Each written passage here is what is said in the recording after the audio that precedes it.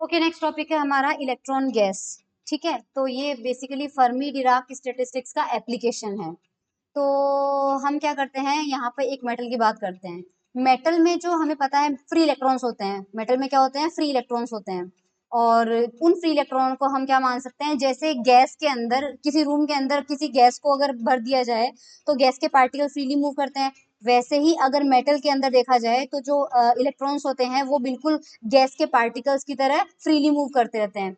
तो वो conduction band में होते हैं। ठीक है, तो कंडक्शन बैंड के अंदर जो इलेक्ट्रॉन्स है हम उनको गैस के पार्टिकल्स की तरह रिप्लेस कर सकते हैं और वही थ्योरी उसके ऊपर अप्लाई कर सकते हैं। ठीक है, तो ऐसी स्थिति में हम क्या करेंगे, चालन बैंड में यानी कंडक्शन बैंड में जो इलेक्ट्रॉन होते हैं उनको फ्री मान सकते हैं।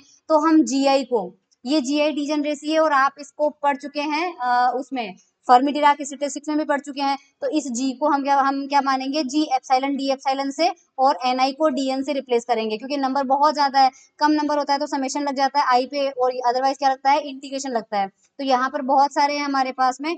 तो एप्सिलॉन से लेके एप्सिलॉन प्लस डी एप्सिलॉन के बीच में इलेक्ट्रॉनों की जो संख्या होगी वो संख्या ये होगी। अब ये फॉर्मूला कहाँ से आया, ये फॉर्मूला अभी देखो एक बार प्लांक डिस्ट्रीब्यूशन में आपको बताती हूँ, एक मिनट।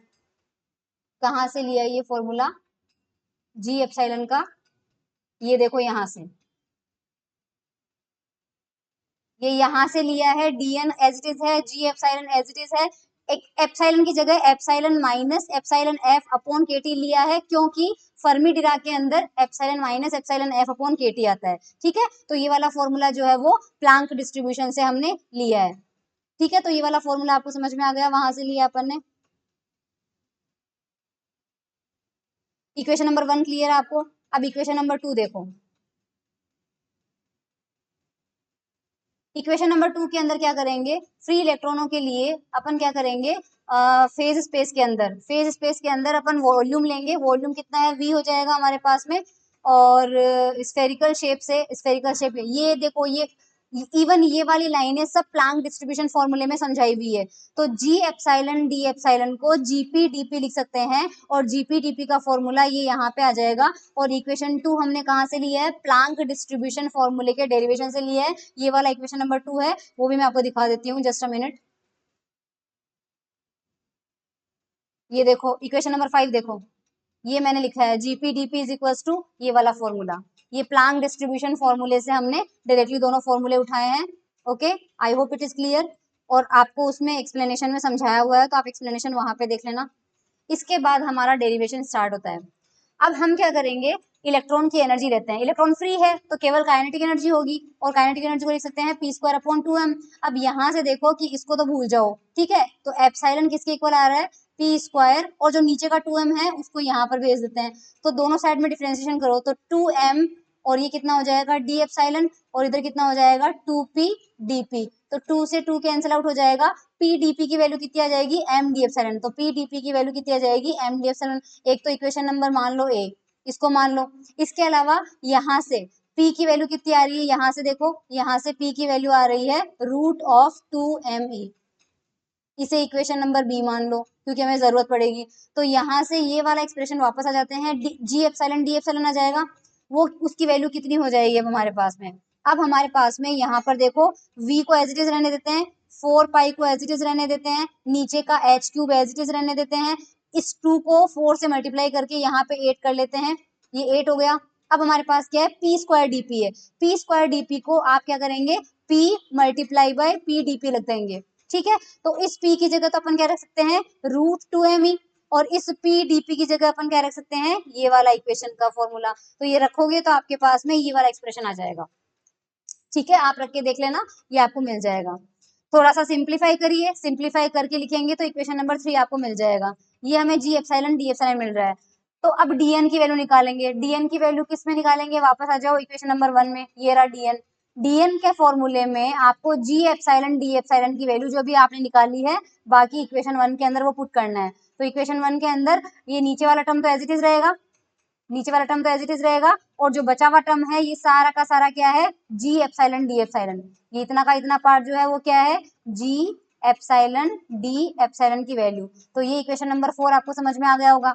ठीक है। इक्वेशन नंबर 4 के बाद में अगर एकांक आयतन एकांक ऊर्जा परास में इलेक्ट्रॉनों की संख्या निकालनी पड़ेगी, तो ये हमारे पास dn इलेक्ट्रॉनों की संख्या है। अगर एकांक आयतन में निकालना है तो v से डिवाइड कर दो, एकांक ऊर्जा परास निकालना है तो ऊर्जा की परास से डिवाइड कर दो d एप्सिलॉन से। तो यहाँ ये मिस प्रिंट है, यहाँ v नहीं आएगा, तो यहाँ पर 8 पाई रह जाएगा, क्योंकि इस v को नीचे लेके आ जाओ और यहाँ से d एप्सिलॉन जो है इसको भी नीचे लेके आ जाओ। जो रिमेनिंग पार्ट बचेगा वो आपके पास ये बचेगा, रिमेनिंग पार्ट आपके पास ये बचेगा। ठीक है, यहाँ पर समझ में आ गया। अब अपन यहाँ पे क्या करेंगे, t इक्वल टू 0 पर, t इक्वल टू 0 पर ये हमारे पास मिल गया फर्मी डिराक रिलेशन।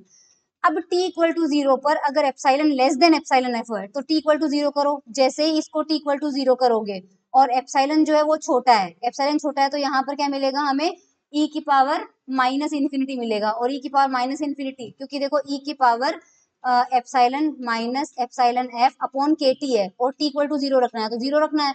और ये एप्सिलॉन जो है वो छोटा है, तो इसको क्या कर सकते हैं, माइनस कॉमन ले लो, epsilon F minus epsilon F upon 0।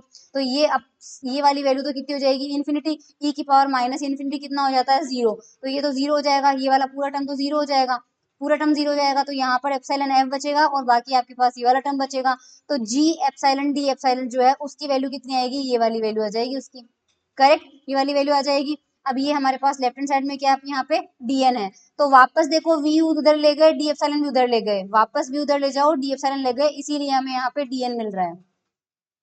अगर हमें इंटीग्रेशन करना है 0 से लेके फर्मी एनर्जी तक, तो इस dn का इंटीग्रेशन से मिलेगा टोटल n। और यहाँ पर क्योंकि एप्सिलॉन एनर्जी पे इंटीग्रेशन लगाना है तो 0 से लेके एप्सिलॉन f तक लगाओ, तो 0 से एप्सिलॉन f तक का इंटीग्रेशन कर लो। एप्सिलॉन की पावर 1/2 है, तो इसका इंटीग्रेशन कितना हो जाएगा, +1 अपॉन 1/2 + 1। ये करोगे और सॉल्व करोगे तो इंटीग्रेशन आ जाएगा ये। थोड़ा सा रीअरेंज करोगे टर्म्स को, तो रीअरेंज करने के बाद आ जाएगा ये, और थोड़ा सा रीअरेंज करोगे तो इधर हमारे पास क्या बच रहा था, एन, सॉरी ये हमारे पास क्या बच रहा था, एन बच रहा था। इधर एन बच रहा है, वैल्यू में निकालनी है एप्सिलॉन एफ की, तो इस सबको उधर भेज दो, तो हमारे पास कितना हो जाएगा, ये 3n(h³ अपॉन 16 पाई v 2m³ की power 1/2 is equals to epsilon F की पावर 3/2। दोनों तरफ पावर 2/3 कर दो, इधर पावर 2/3 कर दो और इधर भी पावर 2/3 कर दो, तो ये तो 1 हो जाएगा। तो एप्सिलॉन एफ की वैल्यू यहाँ से निकालेंगे तो हमारे पास ये आंसर आ जाएगा। So this is the expression for Fermi energy. Exam में आ सकता है आपके पास, इलेक्ट्रॉन गैस के लिए फर्मी एनर्जी का फॉर्मूला डिराइव कीजिए यूजिंग फर्मी डिराक स्टैटिस्टिक्स, तो वो हमारे पास यहाँ पे हो जाता है। इंग्लिश में दिखा देती हूँ, इलेक्ट्रॉन गैस कहाँ पे आएगा,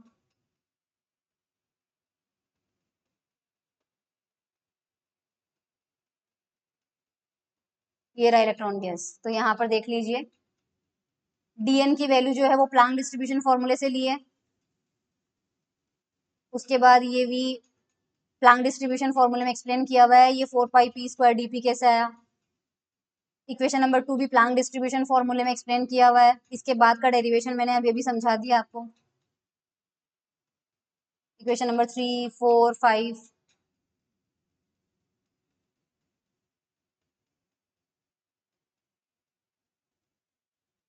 इक्वेशन नंबर 7 जो है वो फाइनल फॉर्मूला है। ठीक है,